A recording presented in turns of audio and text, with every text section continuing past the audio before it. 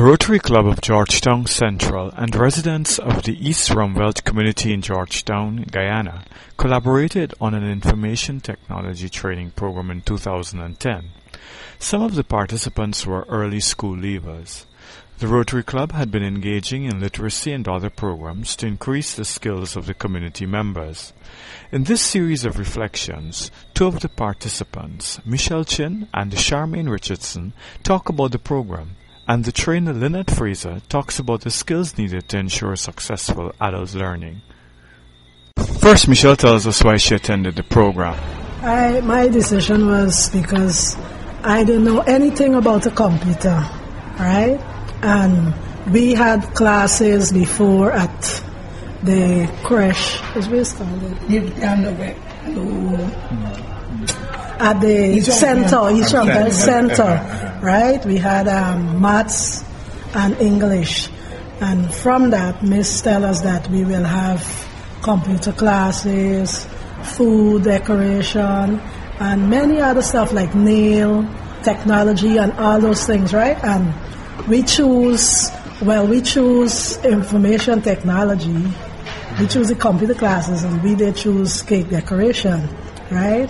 And we did the computer classes. Charmeain tells us about her expectations and Lynette's encouragement. Because I need to educate myself more about, because we hear a lot about computer.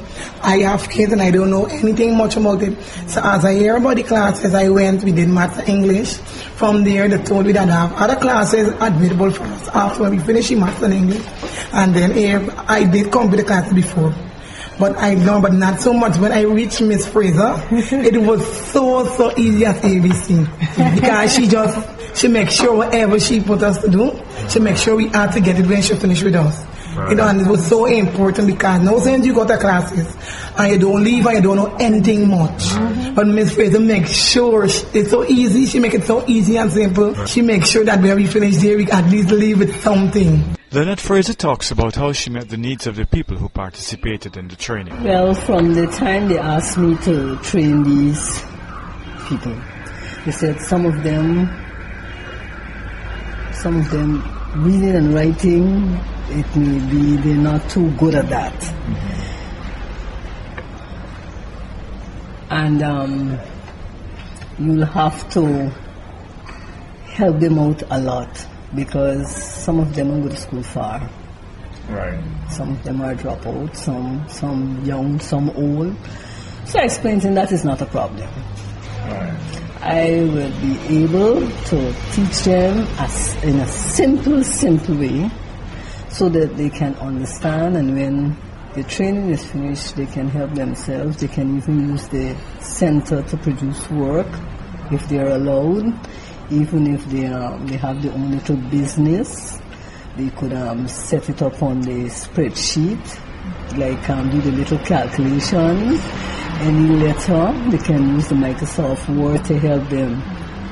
Even if they have little invitations, they can do. So I try to teach them along that trend, whereby make it simple, very easy and friendly, so that they won't get tired and boring. Mm-hmm. And they adapt to the way I teach, and I was very happy to get very good results. Like, how many people were in the class? We had three sessions and 9. No, 7. How much at that time? 7 or 9? 14. Well, we started with 7, and eventually per group. Mm-hmm. 7 per group. It started increasing. We had to turn away persons. Okay. Yeah. We had to turn away.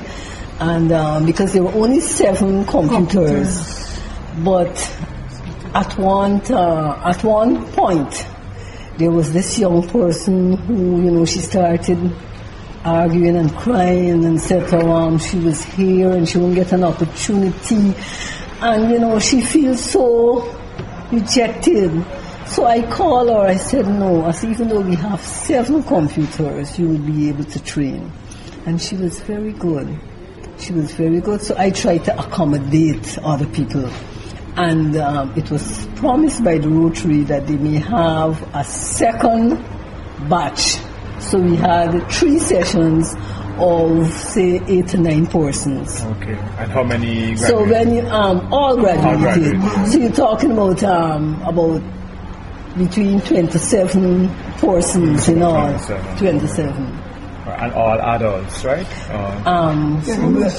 Children. And adults. Yes, a mixture. A mixture of children. Yes, you had like from, I take it, you had 14 to about 60 something.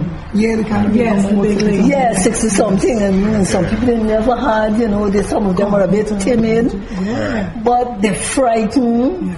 When they don't want to touch the keys, so I tell me it won't hurt. And they were, at the end of the day, they were very happy that they attended the classes. Right. Some of them, they were their grandparents, so now every afternoon when they have to go to classes, they look forward for that. So they will leave it. It's something that every week they're hoping that I attend. So I tell them, be it rain or sun, I will be there. Many of the times I wear my long boots. Because in the area, it floods. But I am there because they were really, really interested. They were hungry to learn. So rain or sun people were there. And they were there. If we never had a class, nobody don't come. And then she come, so then we look out, even if I don't make sure I tell them I here, or me, and I look in to see when she pass. If she didn't pass, I used to say, I used to have training student, and she missed pass. So Miss Lynette, she always there, she never absent. Always there. And I would even go extra, because sometimes I may have a vehicle coming to pick me up. But the students, they say, oh, miss, I'm going to lecture you now. They were so interested. So you mean over time? Over time, yes. Beyond the hours. Teacher. Beyond the hours, I would Charmeain and Michelle then spoke about the qualities which they think are needed in a teacher who's working at community level. And Lynette reflected on those qualities. To share that. Well, to me, after the patient is one. They have to have also to speak to the student. Right. Speak how? Like how holler them and no, appropriate. Because have some student need a pitch, because have some student you might teach them one thing of the ceiling and then you as a teacher was like you add harder or something, then they would just get fed up with the person, some of them would hollering on them or they would put them out of the class. They would can't deal with it. So you're adults, why you just can't get it? Right. Understanding too. Right. So understanding, right. Communication is good. Important to have communication. Right. Lynette, what do you think in the experience you had? You taught in a high school and you taught adults in this particular setting. What do you think that you saw in yourself are the qualities that you had to draw on to teach in this group? Okay. First of all, when I look at the students, I see myself not only as a teacher, but as a sister, a mother, a friend. And I had to take that approach because these people have never seen me. They don't know me. And what I find, people put up blocks. Before you can get to them, they will put up, I don't like, I don't like she. And my approach was to be a friend, a sister, and a mother to these persons who I had to teach. And with that approach, they welcomed me with open arms, even if some of them they had their own little problems, domestic problems. And, I would sit down and talk to them. I can remember even one of the graduation, a student, she was unable. And I went to her home to find out. And it was some domestic problem. So I told her, all right, she was crying.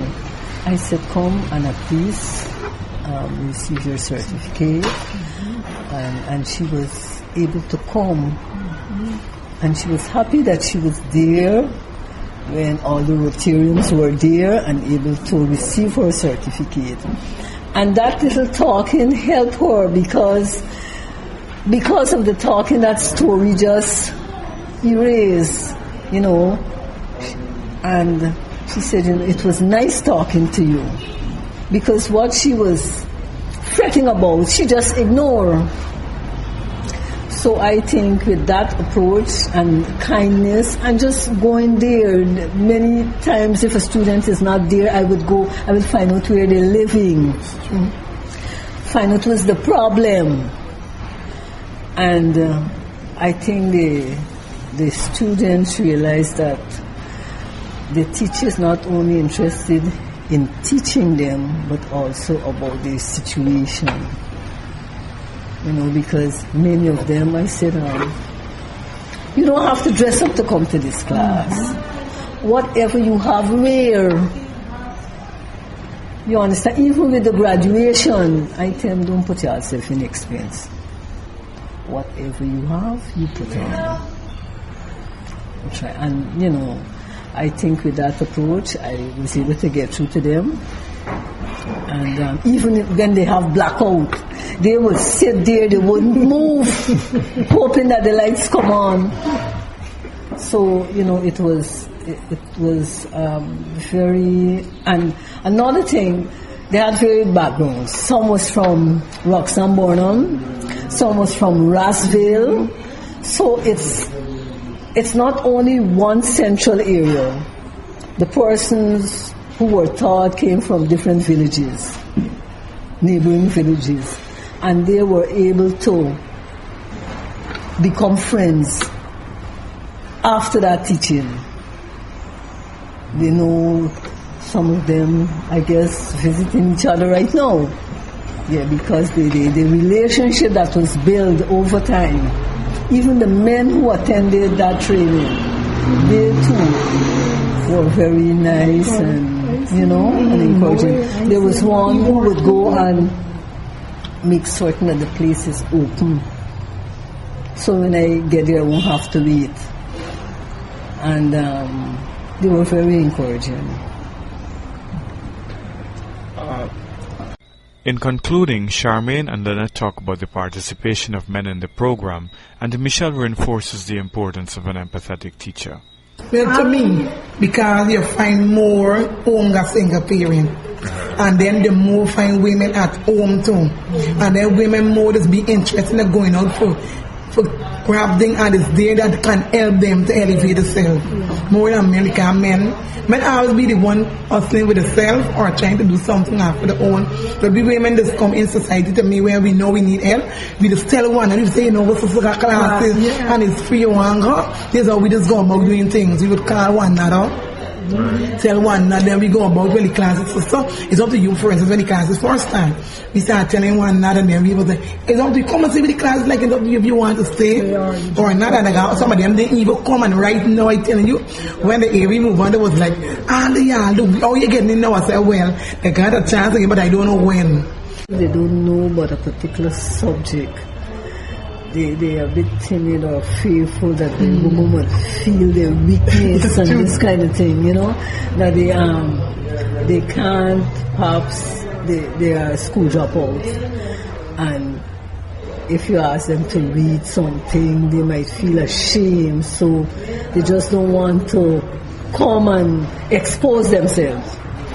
But after the other men mentioned, the teacher, she's all right. She don't embarrass anybody. You just come and she will help you.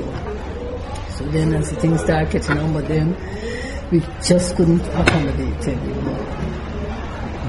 As I was going to the class, I was a bit nervous. I was wondering, what will I do with the classes?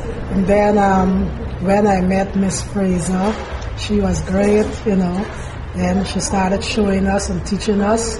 And so she opened her arms to us, and we was like, wow, this is great. And we can do it, right? So she gave us that kind of encouragement so that we can do it, right?